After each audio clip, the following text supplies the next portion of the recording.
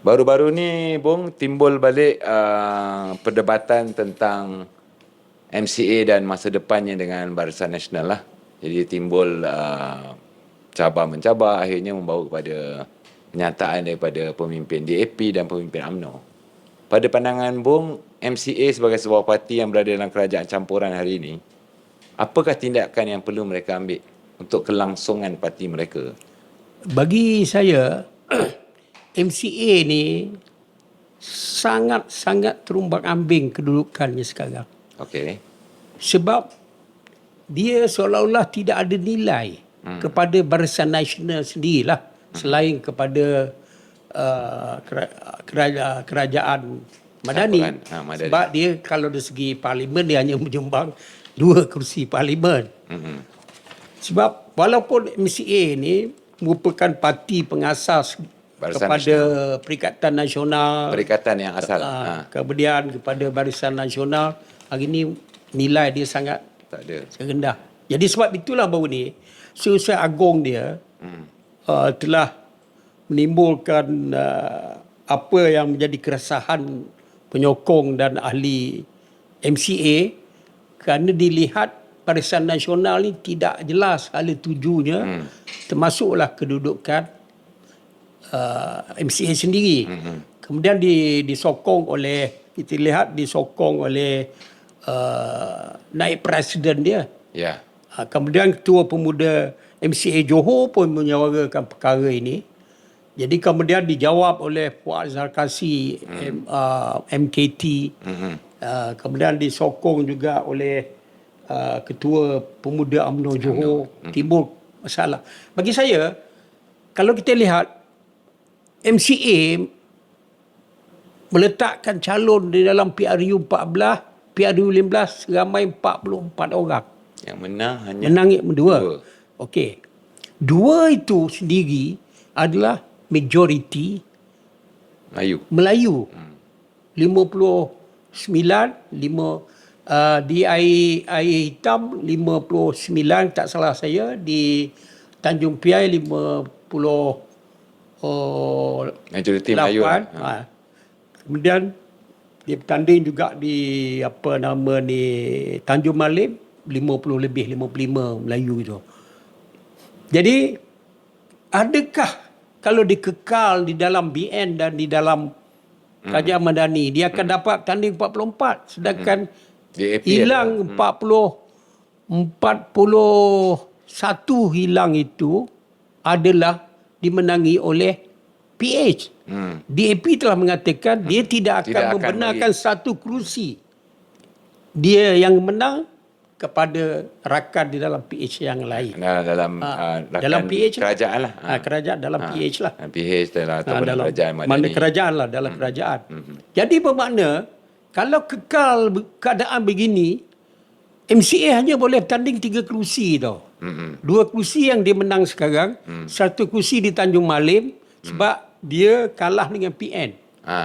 Itu dia ada peluang. Bermakna dia hanya ada peluang 3 kerusi saja untuk bertanding.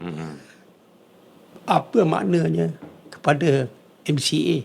Sebuah parti yang lama. Sebuah parti yang ada sejarahnya, yang ada sumbangannya kepada masyarakat Cina dan negara, akhirnya boleh bertanding 3 kerusi. Itu pun kalau UMNO tidak nak ambil balik daripada MCA. Kalau UMNO kata, Tanjung Piai 58, Melayu. 58, Hitam 59, aku ambil lah. Maksudnya, Bung, maknanya dia berhak bertanding 1 kursi saja. Pada hari ini, keadaan MCA ni maksudnya dia terbalik dengan Parti Amanah lah. Maksudnya Parti Amanah bertanding di tempat majoriti bukan Melayu. Dan menang di kawasan majoriti Melayu. MCA menang di kawasan majoriti Melayu. Jadi apa patut MCA buat, Bung? Bagi saya, sekarang MCA sudah tidak ada jalan lain melainkan meninggalkan Barisan Nasional. Okey. Bagi saya, untuk memperkuatkan, MCA mesti merombak dia punya hala perjuangan dia. Fokus perjuangan dia. Kalau dulu perjuangan dia untuk kaum Cina sudah jelas, walaupun dia menyuarakan sama saja dengan suara DAP, orang Cina tidak tolak. memandang MCA. Cina, orang pengundi Cina tetap memandang DAP. DAP. Maknanya dia mesti berpindah daripada perjuangan kaum Cina kepada perjuangan multiracial. Jadi di sini saya cadangkan MCA mesti bergabung dengan gerakan. Bergabung dengan gerakan. Bergabung dengan gerakan atau kerjasama dengan gerakan, membentuk pakatan baru dan menyertai Perikatan Nasional. Ataupun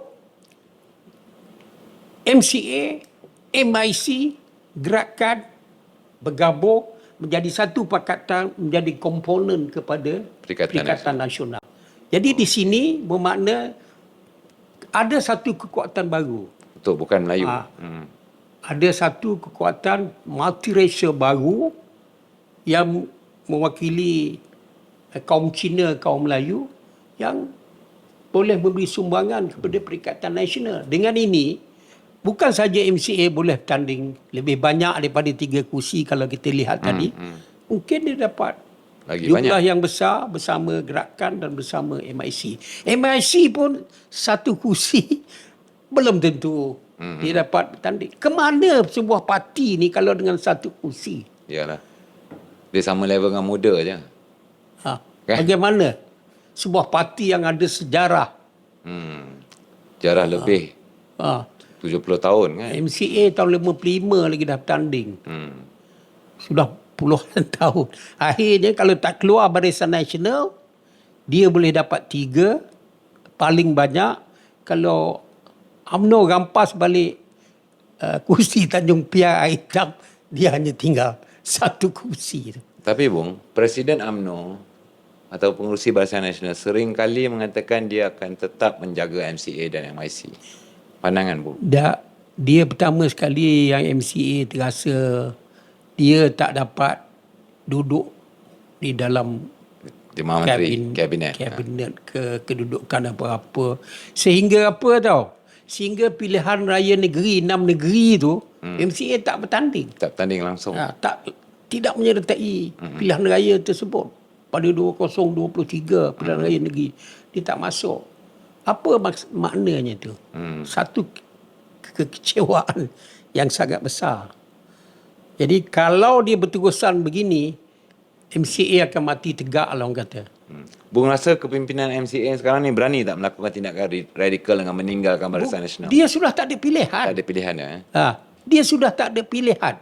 Kerusi dia sendiri pun belum terjamin dia dapat tau. Maksudnya kalau nak keluar inilah masa sesuai Ya, inilah masa sesuai. Masih ada nilai kalau dia keluar. Dan kalau boleh, dia bergabung. 3 parti tadi, MCA, MIC, gerakan. Buat satu coalition. Jadi, pakatan baru lah.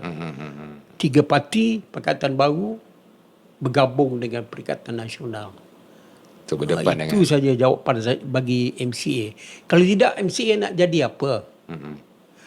Parti ini diukur kekuatannya melalui pilihan raya. Melalui kursi pilihan raya. Kemenangan ataupun prestasi yang baik. Tapi kalau kamu sebuah parti yang kononnya besar, mewakili satu bangsa yang besar di sini, bangsa yang 22% sekarang ni, tapi kau bertanding 3 kursi. Kau juga parti nyamuk tau. Kalau macam tu. Kau dah tak boleh tanding 44 kursi. Kalau kau duduk di dalam Barisan Nasional dan dalam kerajaan Madani. Pasti tak boleh. Pasal kau kalah kepada DAP. Kau kalah kepada PKR. Kursi yang sama direbut kan? 44 itu. Kau boleh 3 lah saya kata Tanjung Malim kerana dimenangi oleh Perikatan Nasional. Dia pada peluang lah. Itu dapat bertanding. Dan nasib ini juga sebenarnya kalau kita tengok berlaku pada UMNO tau. UMNO macam kita bincang. Pattern yang sama. Jadi saya lah beri pandangan yang jujur kepada Wikas Siong. Janganlah ada nostalgia dan sentimental terhadap Barisan Nasional. Kalau kau tengok ada seorang MKT UMNO pernah mengatakan memikul biawak hidup. Memanggil MCA. Ada orang yang di dalam MKT sekarang, saya tak perlu sebut nama lah. Tapi memang dia ni mulut celupa lah. Dia Itu menganggap Ah, MCA ni untuk biawak hidup. ya, Saya rasa pernah keluar news pun. Ya, keluar news pun dia. Jadi, apa makna lagi kamu memimpin sebuah parti mewakili bangsa kamu, orang boleh kata kehadiran kau tu sebagai biku biawak hidup apa, kau jadi presiden apa macam ni. Itulah pandangan saya. Terima kasih Bung. Kita plan mungkin akan datang, kita akan jemput sendirilah Datuk Seri Dr. Wee Ka Siong untuk menjadi tetamu Tiger Show Podcast. Terima kasih banyak-banyak Bung. Selamat malam. Sama.